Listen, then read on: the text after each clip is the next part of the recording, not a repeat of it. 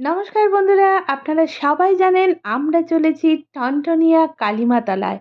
হ্যাঁ, শ্যামবাজার পাঁচমাথা মোড় থেকে আমরা এবার পুরো টার্ন নিলাম, যে রাস্তাটা ডাইরেক্ট চলে যাচ্ছে হাওড়া সেই দিকে।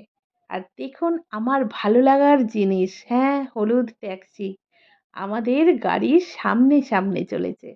ওই দেখুন বন্ধুরা, টানা রিকশো। হ্যাঁ, অনেক দিন পর দেখতে পেলাম টানা রিকশো। হ্যাঁ, যেটা বলছি, এই রাস্তাটা হাওড়া যাচ্ছে বটে, কিন্তু শ্যামবাজার পাঁচমাথা মোড় আর হাওড়ার মাঝে কত ভালো লাগার জায়গাকে যুক্ত করেছে, সে আমি বলে শেষ করতে পারবো না। আর কি বলুন তো, আজকে তো রবিবার, আর বিকাল থেকে সন্ধে হব হব সময় প্রচুর মানুষজন সব কেনাকাটাতে বেরিয়ে পড়েছে।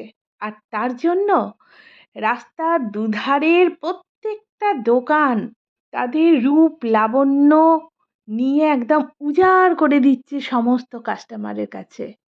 সত্যি রবিবারের বিকাল, বিকাল থেকে সন্ধ্যা একদম জমজমাট কলকাতা। আর দেখুন আমার ভালো লাগা, আমার বহু আবেগের জিনিস হলুদ ট্যাক্সি আমাদের গাড়ির সামনে সামনে যাচ্ছে। আর আপনাদেরকে বলেছিলাম আমার ওল্ড কলকাতা বেশি প্রিয়।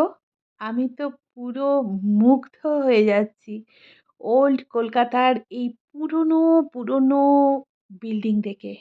দেখুন কত ভালো লাগছে আমার।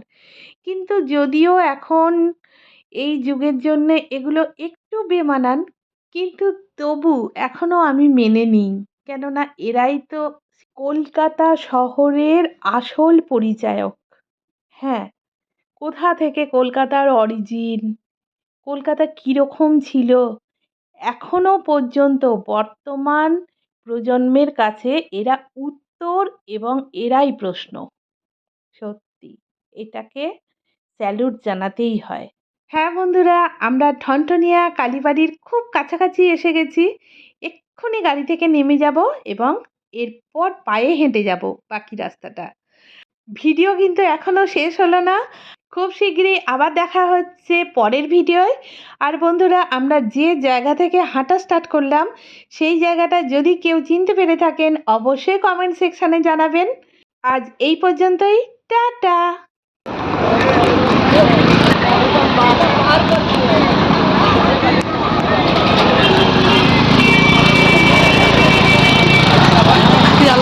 অনেকটা হাত থেকে ওই সিংল্যান্ডটা পর্যন্ত